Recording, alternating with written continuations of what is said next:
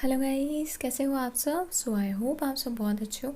आप में से बहुत से बच्चे हैं जिनको जो है प्री एग्ज़ाम के रिलेटेड बहुत ही ज़्यादा डाउट्स है। बहुत से बच्चे ऐसे भी हैं जिनको प्री एग्ज़ाम क्या है पता नहीं है। एंड बहुत से बच्चे ऐसे भी हैं जिनको जो है प्री एग्ज़ाम का सिलेबस क्या है, प्री एग्ज़ाम की ड्यूरेशन क्या होती है, फ़ी क्या होती है, प्री एग्ज़ाम कब देते हैं, क्या प्री एग्ज़ाम की कोई पर्टिकुलर डेट होती है, प्री एग्ज़ाम नहीं दिया तो क्या होगा। तो ये सब क्वेश्चन है आपके माइंड में। अब ये मुझे कैसे पता चला, क्योंकि आप सबने जो एक लिस्ट बना के भेजी थी मुझे मेल पे। तो मैंने सोचा ठीक है, आपने जो भी लिस्ट भेजी है उसके सारे आंसर्स हम दे देते हैं। वीडियो की टाइमिंग दी गई है डिस्क्रिप्शन में, प्लीज़ टाइम स्टैम्प्स को फॉलो करिएगा। अब यहाँ पे जो है सबसे पहला सवाल है, व्हाट इज़ प्री एग्ज़ाम। अब प्री एग्ज़ाम ये होता है, प्री एग्ज़ाम को हम कहते हैं प्री क्वालिफाइंग टेस्ट, जो आप एग्ज़ाम फॉर्म फिलिंग के पहले देते हो। ठीक है, आप अगर इसमें क्लियर कर लेते हो, this means you are eligible to fill exam form. अगर आपने प्री एग्ज़ाम क्लियर कर लिया, इसका मतलब आप एग्ज़ाम फॉर्म फिल करने के लिए एलिजिबल हो। एग्ज़ाम फॉर्म फिल करने के लिए एलिजिबल हो मतलब आप एग्ज़ाम दे सकते हो।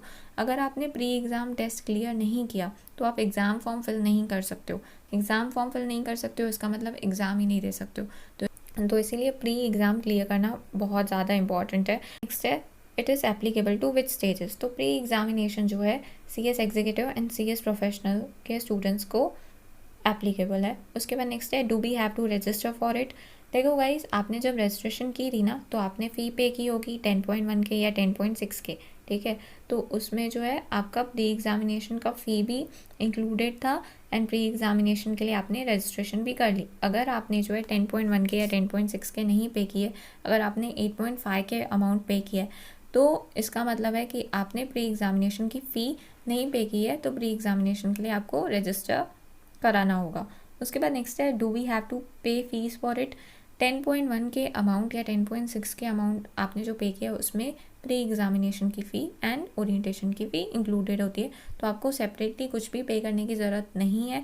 अगर आपने 8.5 के पे किया था रजिस्ट्रेशन के टाइम पे, फिर आपको प्री एग्जामिनेशन फ़ी पे करनी होगी, क्योंकि 8.5 के में जो है education fee, e learning fee and आपकी स्टडी मटेरियल की फ़ी इंक्लूडेड है एंड और भी फीस इंक्लूडेड है, but orientation and pre examination की फ़ी इंक्लूडेड नहीं होती है। तो अगर आपने 8.5 के पे की है तो आपको रजिस्ट्रेशन कराना होगा प्री एग्ज़ाम के लिए एंड अमाउंट पे करना होगा प्री एग्ज़ाम का, जो कि है 1000।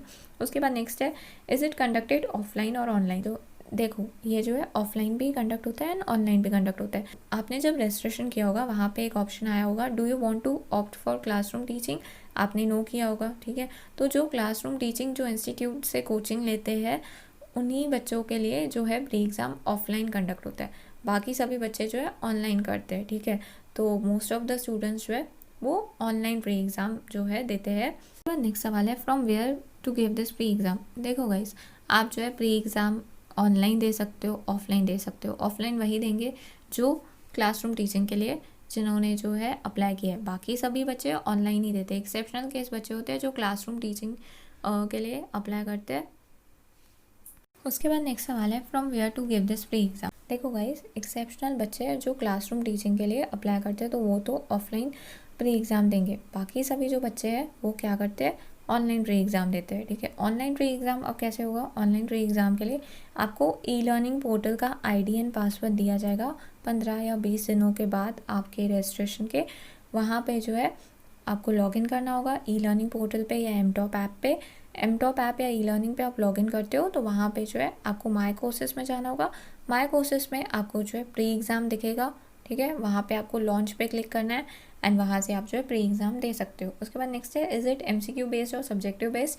तो ये MCQ बेस्ड है। ठीक है, आपको जो है MCQ स्टिक करने हैं। बहुत से बच्चे कहेंगे कि मैम आप कुछ भी बोल रहे हो, क्या MCQ बेस्ड कैसे हो सकता है। CS एग्जीक्यूटिव में 3 सब्जेक्ट MCQ के हैं एंड बाकी 5 सब्जेक्ट सब्जेक्टिव है। ठीक है, हमें लिखना है एंड आप यहाँ पे कह रहे हो सारे सब्जेक्ट का जो है प्री एग्ज़ाम MCQ बेस्ड होने वाला है। तो गाइस हाँ, सारे सब्जेक्ट का जो है प्री एग्ज़ाम MCQ बेस्ड होने वाला है। उसके बाद नेक्स्ट है, what will be the syllabus of pre exam. देखो गाइस, सिलेबस जो है आप जो CS एग्जीक्यूटिव के लिए पढ़ रहे हो, जो चैप्टर्स आप CS एग्जीक्यूटिव के लिए पढ़ रहे हो उसी का ही जो है प्री एग्ज़ाम होने वाला है। कोई ऐसे डिफरेंट सिलेबस नहीं है। जो आपका CS एग्जीक्यूटिव का सिलेबस है वही जो है आपके प्री एग्ज़ामिनेशन का भी सिलेबस है। तो प्री एग्ज़ामिनेशन के लिए कोई आपको डिफरेंट सिलेबस नहीं मिलने वाला है। उसके बाद नेक्स्ट है, what will be the duration. देखो हर एक सब्जेक्ट का जो ड्यूरेशन होगा वो होगा 60 मिनट्स यानी 1 आवर का। उसके बाद नेक्स्ट है how many total number of questions are asked. Total जो क्वेश्चंस होंगे वो होंगे 50 for 2 marks each. What will be the passing marks. तो गाइस पासिंग मार्क्स आपको जो है 100 में से लानी है 40, ठीक है। यहाँ पे जो है कोई एग्रीग्रेड का रूल नहीं है, सिर्फ आपको 100 में से 40 मार्क्स लानी है, यही पासिंग है। आपको जो है एग्रीग्रेड का टेंशन नहीं लेना है, प्री एग्जामिनेशन में एग्रीग्रेड का रोल नहीं है। उसके बाद नेक्स्ट है do we have negative marking. हाँ गाइज आपको जो है नेगेटिव मार्किंग है 1/4 रेशियो में। उसके बाद नेक्स्ट है how questions will be categorised as per difficulty level. तो यहाँ पे जो क्वेश्चंस होंगे वो कुछ क्वेश्चंस इजी होंगे, कुछ क्वेश्चंस जो है मीडियम होंगे एंड कुछ क्वेश्चंस जो है डिफ़िकल्ट होंगे। तो 30-40-30 का रेशो हम कह सकते हैं कि 30 मार्क्स के क्वेश्चंस इजी होंगे, 40 मार्क्स के क्वेश्चंस डिफ़िकल्ट होंगे, या 30 मार्क्स के क्वेश्चंस जो है मीडियम लेवल के होंगे। तो ऐसे क्वेश्चंस को कैटेगराइज किया गया है। उसके बाद नेक्स्ट है what are the steps to give pre exam. देखो गाइज आपको जो है प्री एग्ज़ाम देना है। सबसे पहले तो अगर आपने अभी न्यूली रजिस्ट्रेशन करवाया है तो 15 या 20 दिन आपको रुकना होगा, ठीक है। 15 या 20 दिनों के बाद आपके रजिस्ट्रेशन के आपको ई लर्निंग का आईडी एंड पासवर्ड आ जाएगा। जैसे ही आईडी पासवर्ड आ जाता है आप लॉगिन करो, ठीक है। लॉगिन करने के बाद माई कोर्सेस में जाना, माई कोर्सेस में आप प्री एग्ज़ाम दे सकते हो। रजिस्ट्रेशन के बाद कभी भी प्री एग्ज़ाम दे सकते हो, जब चाहो तब आप प्री एग्ज़ाम दे सकते हो। उसके बाद नेक्स्ट है how many attempts are given. यहाँ पे जो अटेम्प्ट्स है वो अनलिमिटेड है। ऐसा नहीं है कि मैं अगर एक बार फेल हो गया तो फिर से मैं प्री एग्ज़ाम नहीं दे सकता हूँ सारे सब्जेक्ट्स का, नहीं ऐसा नहीं है। तो अगर आप किसी भी सब्जेक्ट में फ़ेल हो जाते हो इसका मतलब ये नहीं है कि आप प्री एग्ज़ामिनेशन नहीं दे सकते हो, नहीं, आप दूसरे दिन फिर से प्री एग्ज़ामिनेशन दे सकते हो। अगर आप फेल होते हो तो 8 आवर्स का वेटिंग पीरियड होता है, आपको वेट करना पड़ता है। आप किसी सब्जेक्ट में फ़ेल होते हो तो आप उस सब्जेक्ट को 8 आवर्स तक अटेम्प्ट नहीं कर सकते हो। 8 आवर्स कंप्लीट हो जाते हैं फिर से प्री एग्ज़ाम दे सकते हो। तो अटेम्प्ट्स अनलिमिटेड है, अटेम्प्ट्स का टेंशन नहीं लो। सिर्फ ये ध्यान देना कि एग्ज़ाम फॉर्म फिलिंग के पहले आप अपना प्री एग्ज़ामिनेशन कंप्लीट कर लेते हो एंड क्लियर कर लेते हो। उसके बाद next when to give this pre exam. देखो गाइस आप जो है प्री एग्ज़ाम रजिस्ट्रेशन के बाद कभी भी दे सकते हो। जैसे ही आपको लॉगिन आईडी एंड पासवर्ड आ जाता है कभी भी प्री एग्ज़ामिनेशन दो। एंड प्री एग्ज़ामिनेशन का जो है ओरिएंटेशन की तरह सीन नहीं है कि ओरिएंटेशन अभी जो है ई लर्निंग पोर्टल में नहीं दिख रहा है ना, ऑनलाइन ओरिएंटेशन, उसमें जो है टेक्निकल ग्लिचेस चलते हैं। उसकी बैच साइज़ जो है लिमिटेड है। बैच साइज़ है, बच्चे जितना अटेंड करेंगे उस बैच में ओरिएंटेशन वो 25,000 है, ठीक है, उससे ज़्यादा नहीं है। तो प्री एग्ज़ामिनेशन में ऐसा नहीं है, pre examination e learning portal पे हमेशा रहता है। तो आप ऐसा टेंशन मत लो कि क्या पता कुछ टेक्निकल इशू हो जाए, जैसे ओरिएंटेशन के लिए हो रहा है एंड प्री एग्ज़ामिनेशन उनके सिस्टम से गुम हो जाए तो अभी जो है मैं प्री एग्ज़ामिनेशन दे देता हूँ। नहीं गाइस आपको टेंशन लेने की ज़रूरत नहीं है। प्री एग्ज़ामिनेशन में ऐसे टेक्निकल ग्लिचेस नहीं आते हैं, एंड आते हैं तो 24 आवर्स में सॉल्व हो जाते हैं या 1 वीक में सॉल्व हो जाते हैं। बट ऐसा प्री एग्ज़ामिनेशन में कभी भी टेक्निकल ग्लिचेस इतने नहीं आए हैं। तो आप प्री एग्ज़ामिनेशन रजिस्ट्रेशन के बाद कभी भी दे सकते हो। एंड मैं कहूँगी अभी नहीं देना प्री एग्ज़ामिनेशन, क्योंकि अभी आप तुक्का मारोगे। आपका सिलेबस हुआ है क्या कंप्लीट? नहीं ना, तो तुक्के मार के क्लियर करोगे। इससे बेहतर है आपका फेब में पोर्शन हो जाता है या मार्च 1 या 5 तक पोर्शन हो जाता है या 10 मार्च तक पोर्शन हो जाता है, तभी जो है आप प्री एग्ज़ामिनेशन दे देना। बट मेक श्योर कि एग्ज़ाम फॉर्म जब फिल कर रहे हो उसके पहले आप प्री एग्ज़ामिनेशन कंप्लीट कर लेते हो। अगर आप जून में एग्ज़ाम दे रहे हो तो एग्ज़ाम फॉर्म कब फिल करोगे? 25 मार्च के पहले करोगे, ठीक है। या लेट फी भी पे कर रहे हो तो 9 अप्रैल के पहले। तो आपको मेक श्योर करना है कि 25 मार्च के पहले मेरा प्री एग्ज़ाम क्लियर हो जाए या 9 अप्रैल के पहले मेरा जो है प्री एग्ज़ाम क्लियर हो जाए। अगर आप दिसंबर में एग्ज़ाम देने वाले हो तो आपको मेक श्योर करना है कि 25 सितंबर से पहले मेरा प्री एग्ज़ामिनेशन क्लियर हो, या अगर आप लेट फी भी पे कर रहे हो तो 9 अक्टूबर से पहले मेरा प्री एग्ज़ामिनेशन क्लियर हो, ठीक है। तो आप ऐसे कर सकते हो। ज़रूरी नहीं है रजिस्ट्रेशन के 15-20 दिनों बाद ही आप प्री एग्ज़ामिनेशन दे रहे हो, नहीं, कभी भी रजिस्ट्रेशन के बाद आप दे सकते हो। मेक श्योर करना कि एग्ज़ाम फॉर्म फिलिंग के पहले आप प्री एग्ज़ामिनेशन क्लियर कर रहे हो। अगर प्री एग्ज़ामिनेशन क्लियर नहीं होता है तो एग्ज़ाम फॉर्म फिल नहीं करने देते, तो इसीलिए एग्ज़ाम फॉर्म फिलिंग के पहले क्लियर कर लेना। बाद नेक्स्ट सवाल है what if I get failed in pre exam. Guys देखो अगर आप फेल हो जाते हो तो कोई बात नहीं है, आप फिर से प्री एग्ज़ाम दे सकते हो। 8 आवर्स का गैप होता है, 8 आवर्स के बाद आप फिर से प्री एग्ज़ामिनेशन अटेम्प्ट कर लेना, क्लियर हो जाओगे। तो अगर आप प्री एग्ज़ामिनेशन क्लियर नहीं कर पाते हो तो अनलिमिटेड अटेम्प्ट्स है, आप फिर से देके क्लियर कर सकते हो। बट प्लीज़ आप जो है अगर जून में एग्ज़ाम दे रहे हो तो फेब में या मार्च के 1st वीक या 2nd वीक में आप जो है प्री एग्जामिनेशन को पहले क्लियर कर लेना, बाद में एग्ज़ाम फॉर्म फिल करना, ठीक है। उसके बाद नेक्स्ट है, can I appear in test after exam. देखो गाइज, ये जो प्री एग्जामिनेशन है ना, ये आपकी जो है प्री क्वालिफाइंग टेस्ट है, पोस्ट क्वालिफाइंग टेस्ट नहीं है। तो आपको इसको एग्ज़ाम फॉर्म फिल करने के पहले क्लियर कर लेना चाहिए। ध्यान देना है कि एग्ज़ाम फॉर्म फिल करने के पहले मैं इसको क्लियर कर लेता हूँ। बट हाँ, आपको एक बात बता दूँ, लास्ट टाइम ऐसे हुआ था कि कोविड-19 की वजह से एग्ज़ाम फॉर्म की जो डेट्स थी वो एक्सटेंड कर दी गई थी, जिसके वजह से जो है प्री एग्जामिनेशन की भी जो डेट्स थी वो भी एक्सटेंड कर दी गई थी, एंड ओरिएंटेशन की भी जो डेट्स थी वो भी एक्सटेंड कर दी गई थी, क्योंकि बहुत से बच्चों का प्री एग्जामिनेशन क्लियर नहीं हुआ था एंड ओरिएंटेशन भी अटेंड नहीं हुआ था। एंड इवन लास्ट टाइम ऐसे भी हुआ था, अगस्त 2020 के जो एग्ज़ाम्स थे जो कि पोस्टपोन हो गए, तो वहाँ पे जो है एक रिलैक्सेशन दी गई थी, एक नोटिफिकेशन आई थी जहाँ पे ये कहा गया था कि आप अगस्त 2020 के एग्ज़ाम दो पहले, बाद में प्री एग्ज़ाम दे देना एंड ओरिएंटेशन अटेंड कर लेना, बट वो भी एग्ज़ाम पोस्टपोन हो गए। तो ऐसे इंस्टीट्यूट जो है आपको समझता है, रिलैक्सेशन देता भी है, आपको ऐसी गलती नहीं करनी है।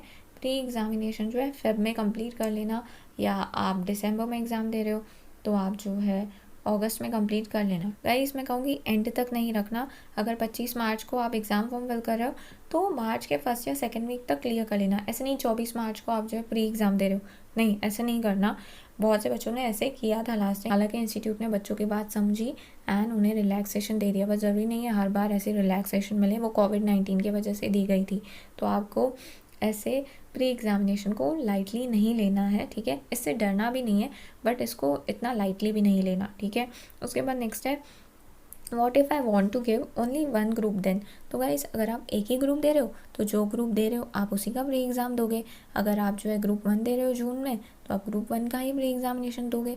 अगर आप ग्रुप 2 दे रहे हो तो ग्रुप 2 का ही प्री एग्जामिनेशन दोगे।